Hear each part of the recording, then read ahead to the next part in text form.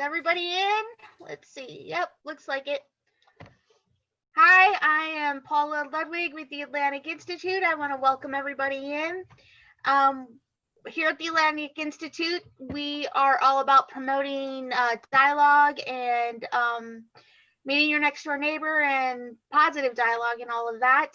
Part of the things we do every year is we call it a tour of faiths. We normally go from different churches, synagogues, houses of worship, but this year we're unable to do it in person, so we're going to do virtual ones. And Willie has decided to give us his take on his religion. And so I'm going to turn it over to Willie. And if everybody can mute until they have questions, that would be great. It cuts off on the distractions. So thank you. And Willie, go ahead. Okay. Hello, everyone. First of all, for joining us. My name is Willie Pena. I'm a Scientologist. I've been a Scientologist in 1994. I began as a staff member in what's called the Miami organization, or Miami Org for short.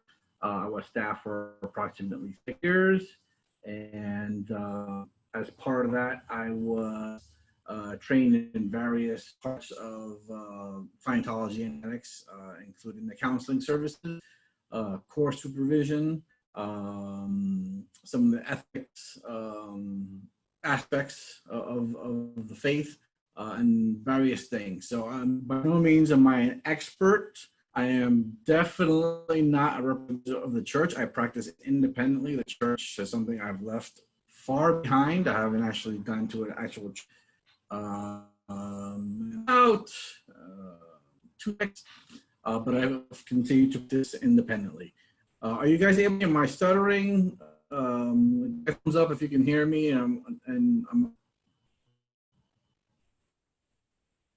Okay, so I see Shayla's got me.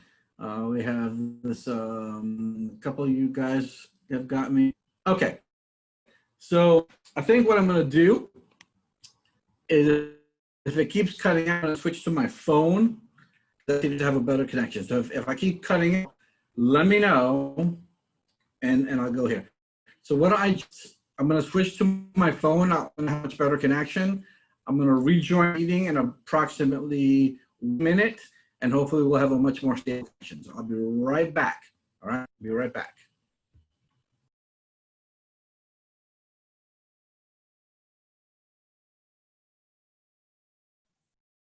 Hello, everybody. I figured I would jump on here and say hi. I was a few minutes behind getting off, and so I know Paula got on here to help. Let's see. How is everybody? Willie was having problems with his, so he's getting in on his phone. Okay, not a problem. All right. Look, I spruced up my background today. If anybody can tell, I've now done a virtual one.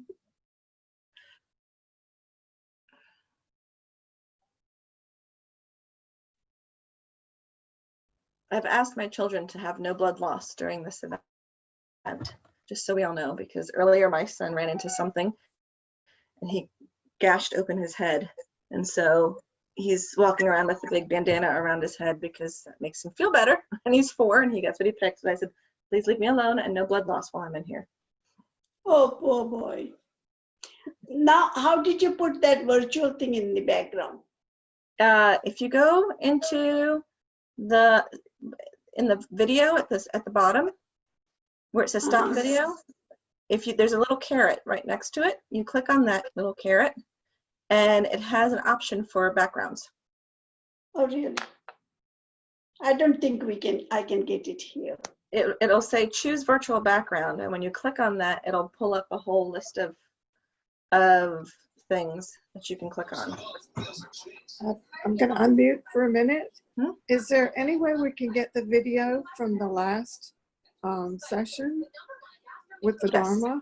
With the Dharma group, yes. Are you talking to me? You know what? While we are sitting here waiting, I will copy and paste that link into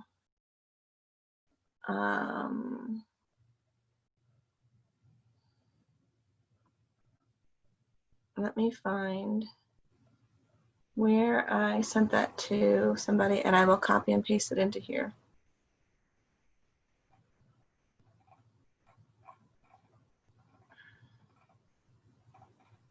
Okay, so where are you copy pasting it to?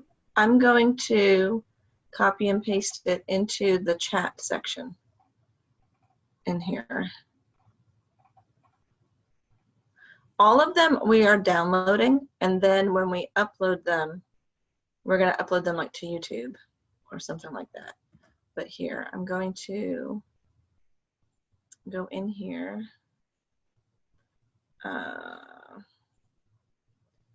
There is a chat section over here, and I'm just going to welcome.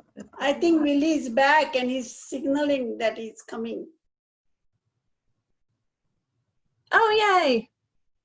Yeah, I'm sorry. Okay. That's okay. I'm going to put the Dharma Center one in there. You should see that in the group chat. Hello, Willie. Hello. So sorry about that. Sometimes my Wi-Fi goes in and out, so I decided to switch to my cellular connection. So the only problem is I can't see everybody. I'm not used to. Oh, there we are. There are some people. Hello, everybody. I can see 4 at a time. So I think my connection is more stable now. So I'm going to start over if you don't mind, and give you my spiel again. I'm a Scientologist. I've been an independent Scientologist since 1994. I was originally a member of the official church. They're called orgs or organizations. So I was part of the Miami org as a staff member for about 6 years on and off. I left at one point and came back. And then about 2000, my wife at the time and I left, and we were kind of upset with the organization for a while, and then eventually got back into using the technology of Scientology without becoming members of the actual official church anymore. So now we're considered independent Scientologists. We're not really recognized by the official church. We're actually a little bit almost like apostates, if you'd say, but we still adhere to the original philosophy created by L. Ron Hubbard. So that's kind of where we're at. I'm not specifically critical of the church. Like you'll see a lot of people like Aaliyah Remini, who's got her show, very critical of Scientology. I'm not really one of those guys. I recognize that there's a lot of problems with the organization, but I'm not specifically a critic. I'm more of a supporter of Scientology and just use it as a regular person. So that's kind of my thing. And then as this being a Q&A, I don't really have a set presentation of what I'm going to talk about. I think I'd rather leave it up to you guys. And I guess, Christina, you can moderate and kind of take questions or whatnot, because I really can't see anybody. I see only 4 people, so I can't really see if people are waving at me or wanting to communicate. So if you can just kind of moderate, and I'll answer as best as I can from the viewpoint of someone who's not in the church, but was in a church and, you know, has a lot of training and a lot of behind the scenes kind of experience. There you go. Very good. Thank you. So first, just to explain so everybody knows that Willie is actually my cousin that lives out in California. Full disclosure. Yeah, just so that you know. So if we chat back and forth, you'll understand. And in putting this together this year, I thought it would be great. We always have Christian Science participate for the past 2 years, but a lot of times Christian Science gets confused a lot with Scientology. And can you explain some of the differences? Yeah. Do you know? Yeah. Okay. Absolutely. Scientology is not a Judeo-Christian faith. It has nothing to do with Christianity. Christian Science is a Christian faith. So we don't really interfere with your own personal belief in Christ or Muhammad or whatever. We kind of leave that up to each individual and their upbringing and whatever they choose to follow. Scientology is pretty much an applied religious philosophy in that it's something to do as opposed to something to really believe in. As an example, let's say you wanted to improve something in your relationship. So another faith might say, okay, we're gonna pray to God. We're going to look to guidance from the universe. I'm going to meditate, various practices that each one does according to whatever they're comfortable with. We might say instead, okay, we're going to practice communication skills and give a concrete exercise on how to avoid getting mad when your spouse barks at you, for example. So it's more of an applied thing based on the fundamentals of Scientology. So the fundamental in communication would be, we have a triangle that's called the affinity, reality, and communication triangle. When you have those points in, affinity meaning likiness or closeness, reality means that we agree on, this is a room, I'm talking to you, I'm wearing a bluish purple shirt, and communication is what we're doing now, talking. So it's a triangle, and each point that you increases your total understanding of the other people. So we might say, okay, because of this ARC triangle, we're going to stop you from getting angry, which reduces affinity, which reduces your understanding of the other person, which reduces your communication. You don't want to talk to an angry person, and you don't like them, and you think they're crazy, so your reality's out, and you have a bad relationship with your spouse. So we might do exercises based on the ARC triangle, so that way you increase your ARC with a person, but with concrete exercises. So you might literally sit there, and I might be like, okay, we're going to practice this, and you're my wife, and you're a doo-doo head, and you have to sit there and not react until you feel comfortable. And then you go out and you interact with your real life spouse, and you will find that your relationship is a little bit better, because instead of reacting negatively, now you can control yourself. And your ARC with that person, your affinity or reality communication has increased, and you have a better life, right? Because you're not fighting as much. Your kids have a better life because you're not fighting as much, etc. That's kind of the twist, and kind of the thing which separates or distinguishes Scientology from not only Christian Science, but other faiths. Well, there are certain aspects of Scientology that you do kind of have to believe in, primarily that you're a spiritual being. That's the primary thing, and not just a meat animal, controlled by chemicals. That's a primary thing. But most of it is more like you do it and you experiment with it and you fit it into your life and see if it works. At least that's the way it's supposed to be. Very interesting. Okay. Yeah. Does anybody, if you have a question, if you want to raise your hand, then I can go ahead. You can unmute and ask your question. Because I'm guessing. I have a question. All right. Do you want me to Sheila. put? Right. Do you want? Why is it called Scientology? It comes from the roots science, which is knowledge, and logi, which is to know. So it really, literally means knowing how to know. It's the study of knowledge. Okay. And let me explain also what Dianetics is. Dianetics was a precursor to Scientology, and that means through the soul. Dianus. Dianetics means through the soul. So basically you're healing through the soul. And I think that's where we get confused with Christian Science, because Christian Science, I believe, also has a reputation for eschewing medical treatment and trying to heal just with the spirit. And we don't do that. We do it in conjunction. But it's a similar kind of a concept where we believe that if you're chronically ill, a lot of it has to do with stress. So you try to relieve that stress. Okay. Sarah has a question. She has her hand raised, and then we have Lindell that messaged me a question. So I will let Sarah go first. Yeah, a lot of religious traditions have sort of a culture that goes along with them that isn't necessarily part of the religion, but many of the adherents share that same culture. Does Scientology have that as well? If it does, I'm going to tell you right now that it's kind of a negative one. It's not really. I'm going to qualify what I just said. When you go to like a Catholic church, I love Catholics. I was raised Catholic, so I love when you walk into a Catholic organization or anything Christian-based, Jehovah's Witnesses, anything Judeo-Christian, really. There's a sense of community and kind of love, and you feel the spirit. Any one of those, and you don't really get that with Scientology. It's more like if you get together with a bunch of Scientologists, the vibe is we are here to get things done. We are here to improve society. We're here to improve conditions. what do we have to do that? But it's not a whole lot of sympathy and, I mean, there's compassion, of course, and love, but it's not the same feeling as, you know, Judeo-Christian religion. You don't have that same sense of, oh, we're going to come together for Christmas, we're going to come together for this holiday and celebrate as a community. And that's one of the things which is most lacking, I think, and here's my theory and my opinion. It is so that it doesn't interfere with whatever you are natively.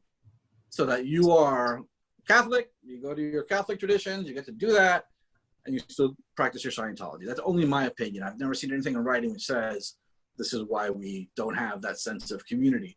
We don't have Sunday Mass. We have ostensibly a Sunday Mass, but it's just not the same. So really, Scientologists get together to get things done, to take on a project to help the community, to build something, but it's not like, hey, we're going to get together for a barbecue and chit chat and talk about Jesus. It doesn't really happen. Could be that we're just too new also. I mean, we started 1950, so it's still a relatively new movement. Okay. There's two questions over here, and so they kind of are similar. So it would be, is there any belief in God or a higher power? And do you pray to someone? Okay. There's not a specifically delineated entity that they worship. Again, that's also part of the, it's up to you. There is something called what's known as the eighth dynamic. And let me explain the dynamics. The dynamics in an individual are the components of life that that individual is trying to ensure survives. First one is obviously yourself. You're trying to survive. You're trying to make your way through life, have a healthy body, nutrition, things like that. A job, those are all part of your first dynamic. Second dynamic would be sex in the family. So that would be your spouse, your mate, your kids. That little group is your second dynamic, and you obviously want to do things to help that survive. Third dynamic would be any group you're involved in. Right now, this would be a third dynamic. It is a group of people coming together for a common purpose. You want this to survive so that, you know, you continue to do what you're doing. Fourth dynamic would be all of mankind, the entire planet. Fifth would be all of life. We inherently have a desire for all of life to continue. That doesn't mean we don't need animals, because it helps our survival, but it doesn't mean that we don't want all life to be wiped out. And we have a general tendency to not want to pollute our environment or kill things so that we have, you know, a place to live and we enjoy nature. Six would be the physical universe itself. As spirits, we need a playground or something like that. And this, you know, we want this around so we can communicate to each other and we have things to do and play with. Seventh would be the spiritual dynamic, which means thought, of the world of the mind, anything spiritual that you can think of. And then the eighth dynamic is what I guess would be the closest to God, because it encompasses everything. It encompasses the concept of infinity. In Scientology, it's never addressed that there is a specific being that controls the eighth dynamic. It is not mentioned in anything I've ever seen, and I've been a Scientologist for 27 years. So we do not pray to a specific higher power. We could, what's known is create a postulate, which means create an idea or it's almost like a little prayer. Like, I want this to happen and whatnot. It wouldn't be directed to a specific entity. It wouldn't be directed to Jesus or whatnot, because again, in Scientology, you're free to kind of do that on your own, right? It's like whatever religion you are, you can continue to do that. But you can create a postulate, which is, you know, I'm going to have a better financial situation in a year. Almost like a resolution. Or if you're familiar with the book, The Secret, you know, that kind of you're creating a future there. And who do you put it out to? You kind of put it out to yourself, you put it out to the universe, but you don't really direct it to a specific entity unless you have a specific belief in an entity, which Scientology doesn't tell you. So that's as best as I can say. There's not one that's dictated by Owen Hubbard or anybody else that we have to pray to. You get to choose. Okay. So I kind of like get that you can have your own other faith, and then it's kind of like you can add Scientology into it. Correct. Up to a point, because there's going to be conflicts. I'll tell you, there's going to be conflicts. At some point, as you reach the upper levels of Scientology, you're going to have to, there's going to be a little bit of a disagreement. because in Scientology, you're ultimately responsible for everything that happens to you. It's on you. It's on you. And you are supposed to grow so that you can control more and more of your environment. That might clash directly with the Christian belief that God controls everything. Oh, I understand. Do you see what I'm saying? Yes. So there might be at one point, you're going to have to figure that out, but that's part of everyone's spiritual path anyways, right? Because even living through life, you'll be like, God, I keep praying to God and nothing happens. Well, you might want to do some soul searching and figure out why. And so in Scientology, you might hit that point as well, where it's like, if I'm responsible for everything that's happening, is there even a God? What's God really like? Am I doing this right? Am I doing this wrong? Why is karma hitting me? What's this? You know, there's things which aren't just handed to you on a silver platter. So there might be some soul searching that you hit at one point. And I'm going through it myself. I've been, you know, life is not easy. And despite all the tools that I've had, there's still a lot of growth left. And so I do sometimes, you know, question like, where does everything fit in? I believe there's truth in every religion, and that's why I love what you're doing. This is great. There's increasing understanding of all these communities, which is awesome, because I think that every single group has a piece of the truth. And if we dialogue like this, we'll all kind of get to a better place and a higher truth for each one of us. So with Scientology, you're gonna hit that point where it's like, well, if this is, you know, Islam, for example, Islam and Scientology will not be compatible at certain points if you're a very strict Muslim. It's just not going to happen, because we believe in individual freedom, you know, very individual freedom. We don't believe in being subservient really to anybody to the degree that Islam is, which is surrender. So that there's certain things where I think the lower levels of Scientology, no conflict at all. You know, there's a lot of things that'll help you study better, communicate better, and those are really valuable things anyway. That's what everyone wants. Mm-hmm. And then the upper concepts, there might be some strife. And I'm the only one who's going to say that. Everyone's going to say, "Oh no, you can totally, you know, be Muslim and Christian." I'm like, no, you can't if you're smart. And if you start putting these things together, there's contrary facts. You have to make a decision. Right. There you go. Okay, so we had like we have like 4 other questions that came in. Vanessa was one. I'm gonna read them, because in your conversation you might be able to answer them all, and I can repeat some if you need me to. So Vanessa is wondering, is there a holy book? Lindell was wondering, is there somebody that gives like a sermon at your meetings? Like when you meet, is there like a leader like that gives a sermon? Is there an organizational hierarchy? You might save that one for last, because because you're talking levels, so I'm guessing, right? And then Rick was wondering if there is evangelizing. Okay. So what was the first one again? Is there a holy book? Okay. So holy book, there's not one specific holy book. It would be the entire work of his research. So anything that he's written down, all of his lectures, and there's like 25,000 hours of lectures that he recorded, where he's just going on and on. The films, all that is considered canon. So everything that was developed is considered, I guess, the Bible of Scientology, and it's all valid and it's all applicable. We have a viewpoint that you go strictly by the book, and you'll get the best results. So there's people that like take a part of Scientology, they alter it, they make their own thing. And for the most part, that's frowned upon, because you generally are altering the technology, and then it goes into weird practices, and later Scientology then becomes unrecognizable. So that whole recorded record of everything from Dianetics all the way to the stuff he developed in the 80s is our Bible. It's a lot of studying. So you can't really get to that in a week.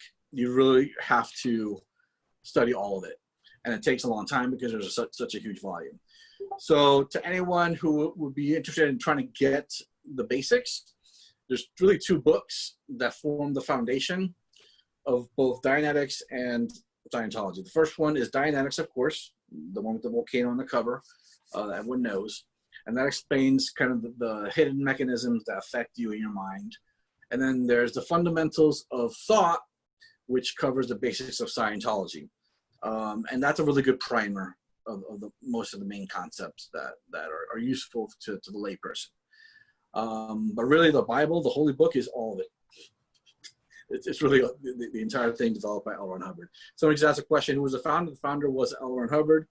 He was originally a science fiction writer and then became a religious leader. All right, so there was another question about evangelizing. Right.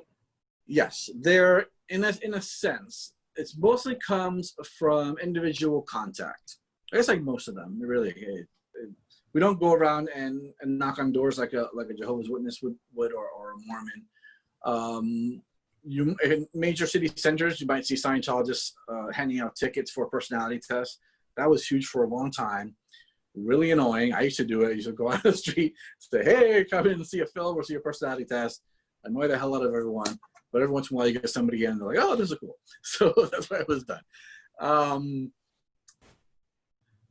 They've started a TV network recently. I don't know how good it is.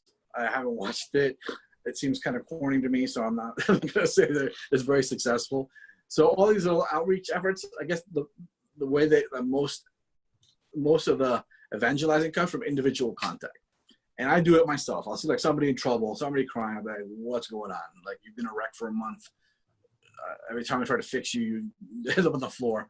What is really going on? And that's kind of the way you enter into somebody's situation, and then you provide them a tool or something that'll help them. And they're like, "Oh my God, that really worked. Tell me more." And that's generally how it works. But there's not like a specific like, "Well, we're going to walk around and have this dedicated program of trying to reach the masses." There's different things that you do. So the personality tickets was good for a while. Inviting them for a film was good for a while. Selling books was another thing. You might see every once in a while, you might see somebody out in the street selling Dialectics book, but it's not a really dedicated evangelical or missionary kind of function. It's more like one-on-one. All right. Okay. So there was a question about hierarchy. Yes. Does someone give a sermon at your meetings? Like, and then are they even called meetings? Okay. What is the organizational hierarchy? Okay. So at the churches, this is what I meant before, but there's not really a Scientology spirit or community. Ostensibly on Sundays, there's a Sunday Mass. That has nothing to do with anything that you associate with a Mass. It is somebody basically reading off some of LRH's, L. Ron Hubbard's work, and then maybe a brief discussion or two. But it doesn't really resonate the same way a Christian Mass does, and that's perfect. That's just my opinion. It just is not a thing. And when I was on staff, we hardly ever did them. It was just, they were poorly attended, and once they were there, it was kind of like, So there's not really a Mass. And I think that's a problem. I think we need to get that in. I think we need to get the community involved, food, picnics, all the stuff that normal churches do. For some reason, Scientology doesn't do it, and I think we need to do that to bring, more of a community spirit. The hierarchy, the upper level of Scientology is called the C organization. How do I start describing this? Okay, so in the 60s, L. Ron Hubbard took the entire shebang, the entire upper organization of Scientology from St. Hill Manor in East Grinstead, Sussex, England, and went to the sea to start a project to research his past lives. So he would go to a place and he would describe, this is what you're going to see here, hand it off to the missionaries. That's what they were called. They would go off to the land. He would remain on the boat, and they would confirm or deny whatever he predicted. Supposedly great success with his predictions. He decided to keep this operation on the sea, traveling from port to port, and he did that for a few years. And then eventually, this people of the group of Scientologists that was with him became like the elite Scientologists, and they became the sea organization because they were literally on the sea. He landed, I think in 72, maybe, I might be off on the years, to Florida and established the sea organization in Clearwater. Eventually in Clearwater. It was a couple of false starts. And he kept the tradition of this organization being the elite of Scientology. Those guys are 24/7 Scientologists. They live, eat, breathe Scientology, and they're in their specific, almost like a military. Like they're in their barracks and they live there, and that's their life. 24/7 Scientology. They do whatever is needed. They are the elite of Scientology on planet Earth. Let me tell you, these people are amazing. I would never choose to be one, but they are amazing. They can get things done, which I've never seen another group of human beings done, because they have a singular purpose, which is to expand Scientology. So a lot of crap has been talked about this organization. Yes, it has problems. Yes, they can be mean. Those individuals can be mean. It is literally like a very efficient military force that does not fight. But they can get stuff done. You need a house built, it's like, boom, they do it. You need a tax exemption from the IRS, they achieve that. The only religion that was in that huge controversy that the IRS ruled against, that was able to overturn it. But they've also done some very nasty things. So, and I can talk about that later. So they are the upper echelon. Below them are what's called the Class 5 organizations. Class 5 being a level of spiritual progress. So they can deliver up to Class 5 on what's called the bridge, which is like different levels of spiritual progress. So those Class 5 organizations are the churches of Scientology that you see anywhere. Those are the regular churches. They have an executive director, and they have a governing board, executives that control the daily goings-ons, and they have the regular staff member. Each one does a specific thing. That's very, very highly organized, extremely organized. Everything is written down. He developed a policy for the entire organization, head to toe. Really remarkable for one person to do that. Incredible. And then below that are informal organizations called missions. And those are, it can be like two people to get together and decide to study, and they invite a couple of friends over. And those are more informal, loosey-goosey kind of things. So it's a hierarchy from those missions that then when you want higher services, you go to the Class 5 organization. When you want even higher services, then you go to the C organization. And that's kind of the overall management structure. There's some little boards at the top, different little organizations, but they all generally follow that flow. So it's missions, orgs, and the C organization, which has various components to it. So one controls the copyrights, the other one controls legal affairs, so the C organization is kind of the top. Hopefully I answered that without being too long-winded. Oh, I can't hear you. Yeah, I'm muted. I'm sorry, it was my fault. I said very good, thank you. So the other question we had was, is there a cost or a tithing requirement or expectation? Yes, and this is the part where I will admit that Scientology has earned every bad reputation it has earned, because this has been an area of abuse. So yes, there's a cost for the courses in order to learn how to become a counselor. Now, those courses to learn how to become a counselor are also particularly beneficial to your life, because it kind of teaches you how life works. So you go through the communication drills that I mentioned earlier briefly. You go through learning how to operate the e-meter, which is an electronic device which kind of indicates what's happening with thought. You learn just a whole lot. So it has value personally, in addition to learning how to become a counselor. That is expensive, but it's not as expensive as the individual counseling. Individual counseling is ridiculously expensive. How expensive? Trying to think. It's definitely in the thousands of dollars, in the multiple thousands of dollars for, I think they sell them in 12.5-hour blocks. So if you buy a 12.5-hour block of what's called auditing or counseling, it can run you, $5,000 to $6,000 expensive. I think it's probably now more expensive than psychotherapy, but it used to not. And that's my issue. It used to be very, very affordable. It used to be that you can get this stuff extremely affordably, and therefore it expanded, and people were able to get the benefits without being rich. Now it has become, and this is my opinion, very elitist. So rich people are getting the benefits of Scientology, where you and I and regular people are not getting it. This is why I'm an independent, because I do have training, and I'm able to counsel people for either free or for cheap, you know, $25 an hour or $50 an hour, depending on what it is, just to cover my time, because it's either I'm auditing or I'm working, and I make between $50 and $100 an hour in my regular job. I got to replace it somehow. But I do a lot of free counseling, a lot of free education. So I think that's where Scientology is going to end up, where that big mega church type of money-centered thing is going to eventually go away, and it's going to become more individual practice, where trained people who can train themselves, or with the help of somebody like me, I'm a trained professional course supervisor in Scientology. I can help train, and we just help each other, as opposed to this beast that Scientology has become and is rightly criticized for, in my opinion. Again.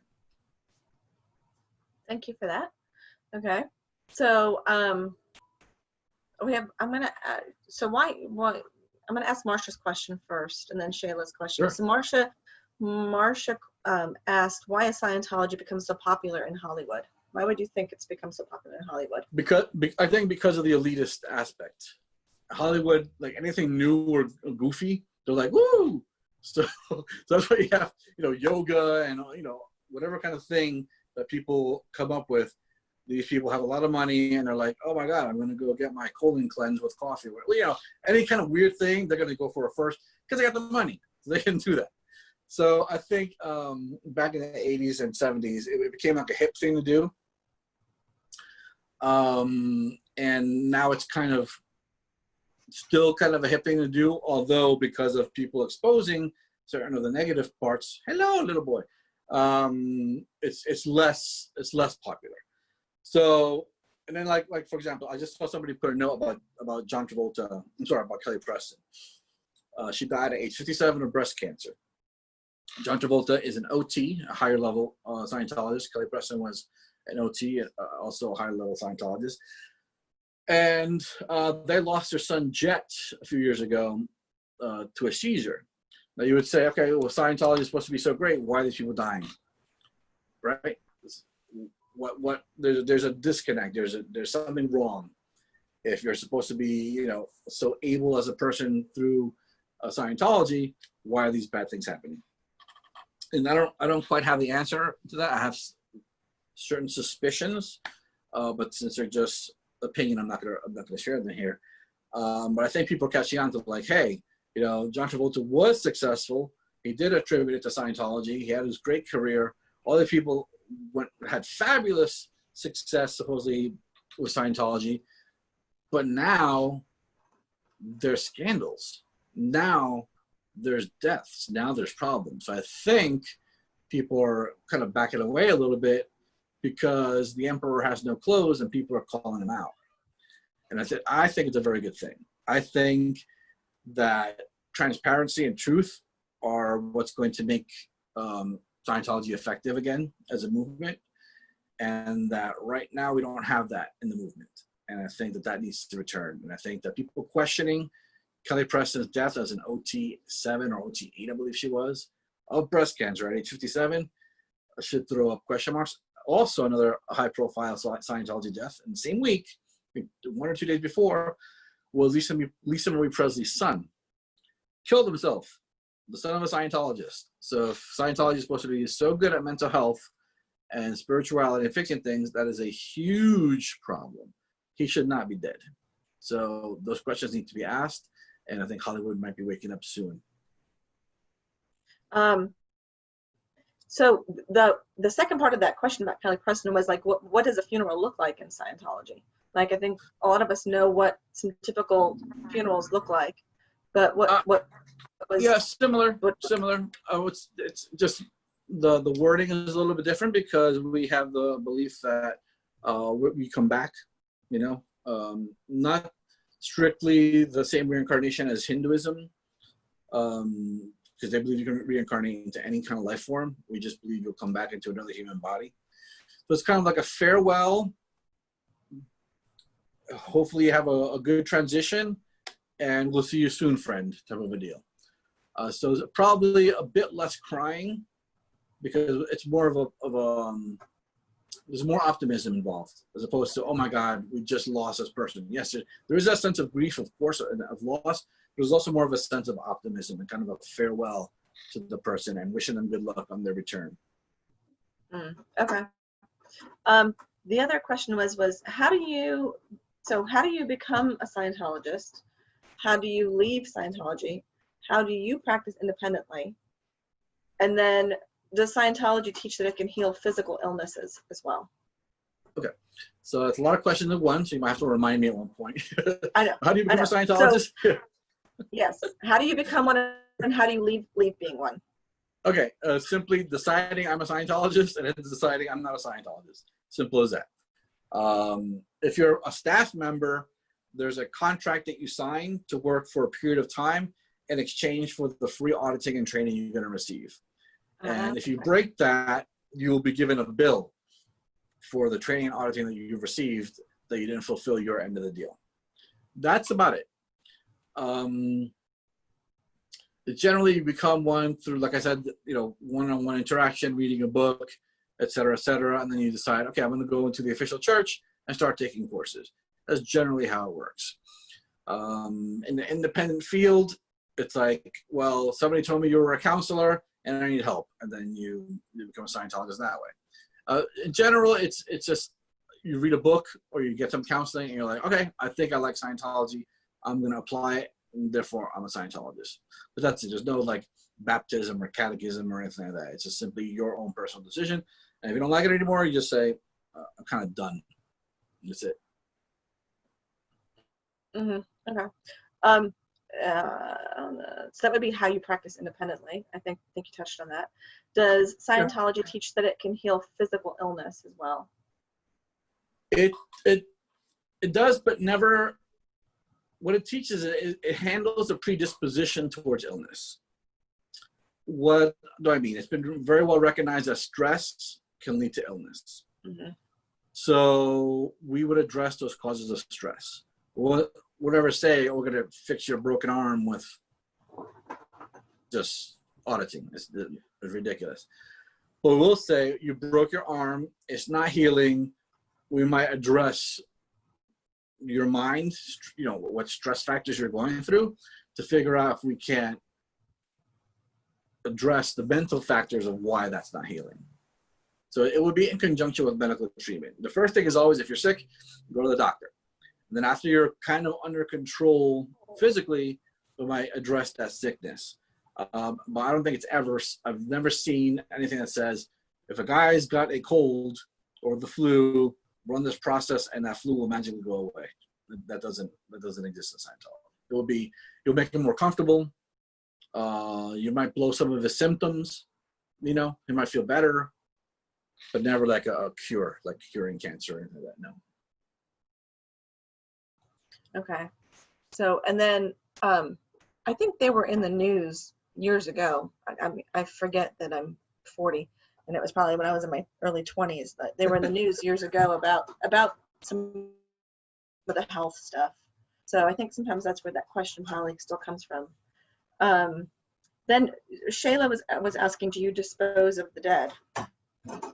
So, but there's no prescription for that. It could be whatever you want. It could be cremation, it could be burial. It's up to the person and their family. Okay. Because I was going to say, like, there's some faiths that they do not believe, they don't do cremation. There's some faiths that do cremation and yeah, no, in this faith, it's up to you. There's no rule about it. Okay. Any other questions? Now, did you say was there a machine that did you say you had, was there something? An e-meter. E-meter. Okay. Shall I show you mine? Yeah, I'm sure, absolutely, because I have no clue what the heck that is.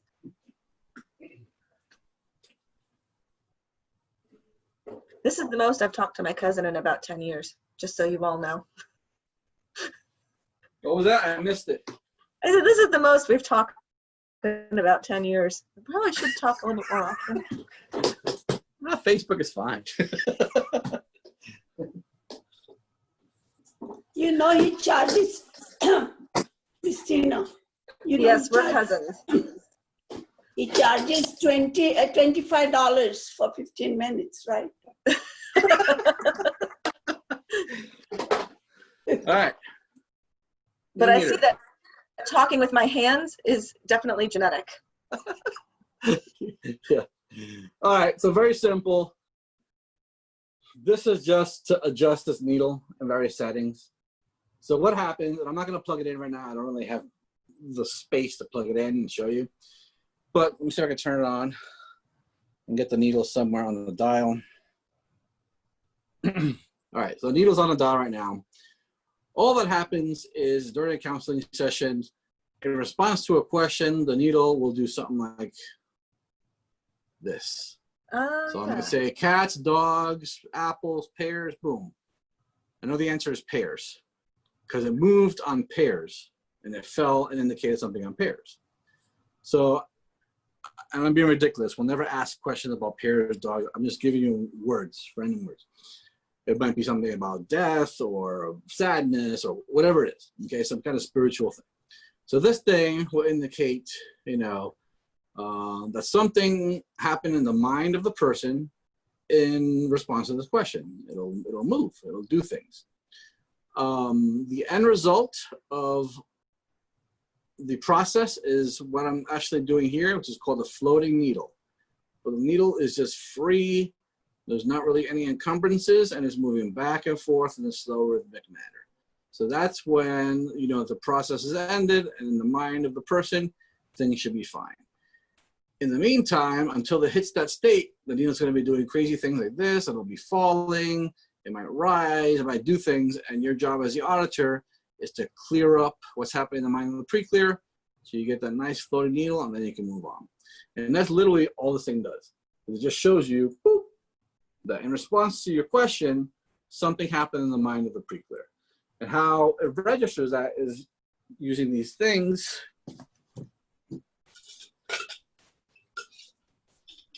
So you hold this. It passes a very small current through the body. There'll be imagine cables coming out of here. They go to that machine. You hold it. You stay still, and it registers the thought. And that's why Scientology is very, very effective in detecting the root cause of people's issues, because it shows up electronically. It just does. It's like a very, very, very sophisticated lie detector. Way more sensitive than a lie detector, way more accurate. And it requires specialized training to know what this machine is actually doing. And this machine was why there was a hubbub about, oh, you're healing people, because they thought that this was some kind of a medical device, but it's not. It's just registering that in response to a question or some kind of stimulus, there's a reaction, and you want to find out what that reaction was and clean it up, and that's all. Here, for example, if you ask somebody what's wrong with them, they'll generally tell you a million things. It's not what's really wrong with them. With this device, we're talking, oh, it's my back, it's my foot, it's my knee, it's my cousin. Okay, cousin. That's the read. That's where you explore. He can talk about his back while he wants. You want to know about that cousin, because that's where the electrical charge is, and that's what you explore. Much more precise than a psychotherapist saying, yeah, it probably is your back. Oh, it probably is your knee. I don't know. I'm going by the E-meter. So that's the main difference. And that is probably, of everything in Scientology, the thing that separates it from everybody else, is that we actually use a device to try to get to the root of that spiritual trauma.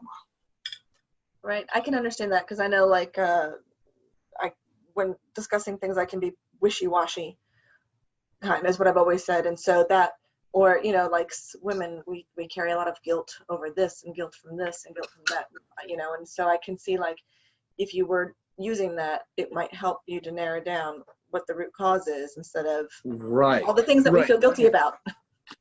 Right, because if you don't, believe it or not, it builds up more charge. Right. If you're there sitting like, oh, it's my husband, he's such a jerk, and oh my God, and my kids and whatever, and then you start actually even taking it out on them, causing more tension and more problem, when the reality is that your boss re-stimulated you when you were a little kid, when you were bullied, and the right target is that bully 30 years ago, but you're taking it out on everybody else. You know what I mean? Right. So it gets to the bottom of things. That way you can approach your husband and your kid with a sane point of view in the now, right? You're not taking past experience and bringing it up to the present. You're right here, right now, totally present and totally really yourself, as opposed to using back yuckiness and bringing it up to defend yourself. You're totally you, and you can handle the situation the best as you can with your knowledge, as opposed to negative emotions. Right. All right. So Lindell asked a question. She said you were raised Catholic. Do you currently believe in God? And if so, how does that fit in with your belief in Scientology? I do believe in God. My belief, like, I had a big rebellion when I was, I don't know, second or third grade against God, just because I was in a Catholic school and I saw so much hypocrisy and I saw so much stuff. So I had a big rebellion. I was like, screw God, screw this Catholic, I hate it. And I saw that, you know, there was a lot of weirdness. Like the God of the Old Testament doesn't seem anywhere near related to the God of the New Testament. So a lot of confusion and weird stuff. I'm like, this guy's a sadist. This guy's all about love. This guy will kill you if you look at him wrong. This one will forgive all your sins. So, you know, all that stuff, I was like, I'm done with it. So, but thanks actually to Scientology, I've been able to develop my own viewpoint and my own relationship with what I believe the Supreme Creator is. And it's much healthier. Much healthier, less dogmatic, and more of a personal thing.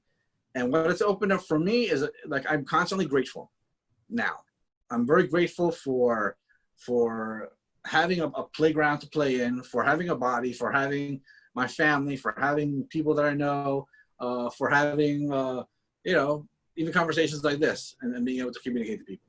I'm much more grateful to God for even the bad situations that I've experienced in my life, because they've all been lessons, really. And that had left me for a very, very long time. I didn't have that spiritual depth for many, many years. And then, you know, through Scientology and also through life and other people. It's not just, I don't only do Scientology. I also like listen to, you know, plenty of other philosophies just to learn. And yeah, that kind of made me have a much deeper appreciation for what my concept of God is. Hopefully I answered your question. Yes, I think so. Before that one, Vanessa had asked a question, and she was just wondering what you had mentioned before about returning back into another body after death. You know, like when you died, your like energy, I would say, kind of like left and kind of went to another body. And she was wondering if your family members would recognize you in that case. You know, that is something that you're going to have to figure out for yourself. My opinion and my experience is, yeah, like there's connections that I absolutely cannot deny. But one thing I do want to clarify is that we don't believe that you have an energy or that something apart from you is your soul. What's looking at me and listening to me right now and observing, and when you turn your head, you look, that is the soul. That is the spiritual being. There's not like a weird aura or thing that you pet, like, oh, here's my little soul. You know, it's you. You just happen to be sitting in this body. It's just kind of like your vehicle, right, that you drive around. But it's no different from your consciousness. You, right now, your mind, your consciousness is the spirit. That is the thing that we believe in Scientology. Leaves the body and returns eventually to another body. And yeah, these connections that you have spiritually, they don't go away just willy-nilly. You know, the deep connections, in my opinion, they last. And I can recognize people, and people come into your life, and you're like, there's a reason there that we are connected right now. But that's not any part of the official thing. It's kind of what you discover in auditing as you go through the journey. Okay, I got you. All right, very good, very interesting. Anybody else have any other questions? Because we're almost at about an hour. And I just want to make sure if we have any other questions. Go ahead, Shayla. Do you have ghost and all other beings? Sure. Bats? Yeah, sure. How do they There's get to be there? ghosts? Ghost. They're just people that haven't gotten back into bodies. Okay, those are the spirits that haven't got back to the bodies yet. Yep. Okay. Yep. Are there other, Sarah was just asking, are there a lot of other independent practitioners of Scientology? Yeah, there are, and it's a little bit difficult because because we're independent, we all have wildly different opinions of how to practice Scientology. Whereas if you're in a church, it's one very strict way. So we're kind of all over the place. I happen to be very strict to the doctrine. I'm more of a purist. I want to apply Scientology as purely as humanly possible because I feel like that's what LRH wanted. And I feel like that's the best results. I don't like to mix it with too many different practices. And some of these guys will mix meditation with Scientology, or they'll take one specific part of Scientology and focus on that, like past lives. And then just do the past life therapy. And I'm like, that's just a very small part of it. So I go for the more traditional way. And there's a lot of independent Scientologists that will follow that, and then there's a bunch of independent Scientologists that will do whatever, or they won't even do much Scientology and they'll call themselves independent Scientologists. So kind of the wild, wild west out there, but at least now I've seen in the past probably 2 years, things are getting a little bit more organized in the field because I think we've all realized we kind of need to be friends and stick together to some degree and not go at it just independently because there's strength in numbers, and we can potentially reform the church and make it a friendlier place.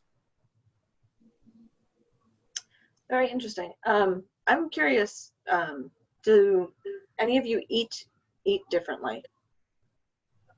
Meaning like some faiths, some people in different faiths might be lean more towards veganism or vegetarianism, or is there any focus on that? None whatsoever. I think it would just basically be a common sense thing of your first dynamic, which is your body, and you should take care of it to eat as best as you can. But there's no rules about that. There's no prescription. There's no don't eat meat or shellfish like Jews or Muslims. Right. All right. So 2 other questions was, does the soul come back in another human body, or can it become kind of in an animal? And the other one is, what does the church think about independent Scientologists? All right, I'll answer them in order. Okay. Generally, the spirit goes back into the body. Very, very, I don't know of anyone who's really come back as an animal. I don't think it's impossible, but I think that most people want to come back as a person. So if somebody, really, like a cat lady, just hates humans, maybe she wants to come back as a cat. Okay, but I don't know anything about, no personal experience with that. They're out there. It's like, I hate everyone except my 30 cats. I want to be a cat. Hey, good for you. But generally, it's going to be a person because it's the most evolved form there is currently on the planet anyways, So you want to, if you're trying to play this game, you want to come back as a strong player, which is a human. Cats, are not that high on the totem pole. And then the other thing is that, what does the church think? Church is not like me. No, because I'm not part of the fold, just like any other apostate. Any religion, pick one, does not like people to practice outside of the fold. Whether it's, I know Jehovah's Witnesses, one guy in particular that I interviewed a couple years ago in London, he told me the stories. I'm like, okay, it's just like any other religion. If you're not part of the official party line, you're going to get prosecuted a little bit if you're outspoken. If you disappear, you're quiet, nobody cares. But if you're outspoken, you're a target. So I've never been targeted because I'm not really anti the church. Like I said before, they do their own thing. I do my own things. And currently, we don't interact. If I were to be more and more outspoken, I'm sure that they would get on my case. Right. Okay. I got you. Do you need some books or some kind of direction from them? The original one. Great How do question. you get this? Great question. Fortunately, because of the internet, all the materials of Scientology are available for free on the web. So whereas they had a strict monopoly, even on the upper levels, and the OT levels are called, they had a strict monopoly on that. Those are now out in the open, and anyone can now do the entire bridge, that's what it's called, the bridge, all the levels, for free, if they partner up with another person, with no church supervision or involvement whatsoever. So all the materials are online. Is that a copyright violation? Yeah, of course. You're not supposed to just download books. But, there's various justifications for if this is going to be helping your soul, you can't really restrict it from the hands of humanity and be ethical and moral about that. Right. Very good. Thank you so much for giving us some insight. You're very welcome. And I wish there was a way to follow up if you had any more individual questions. Maybe Christina can compile them and you send them to me and I'll answer them via email or something. But yeah. Yeah, I would say if anybody comes up with a question later on that they'd like to find out or ask or anything that piques their interest, you can email it to me and I can pass it along to Willie.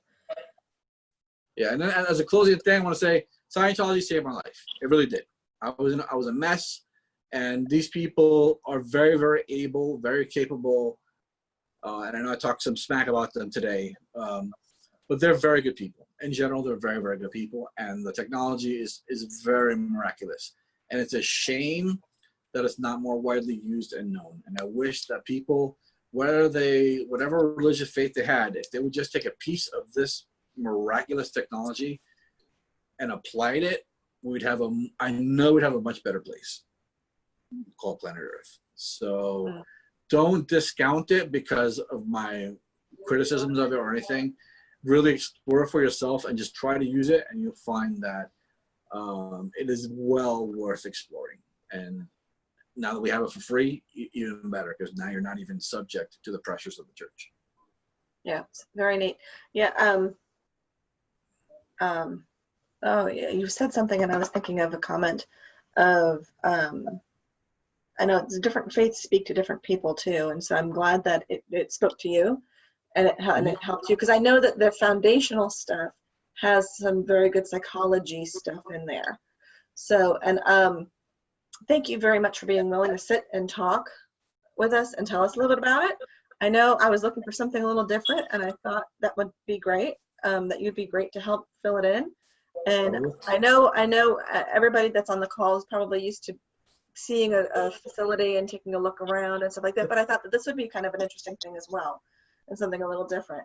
So if you guys would like to unmute and go ahead and say thank you and goodbye, you can. Thank you, Willie. Thank you very much for listening to my Thank you, long both rambling. of you. Yeah, Thank you, Kelly, and thank you, Chris. Very informative. Thank Awesome. you. Just remember, anywhere you can find a meter, you can do Scientology. So it doesn't require a building.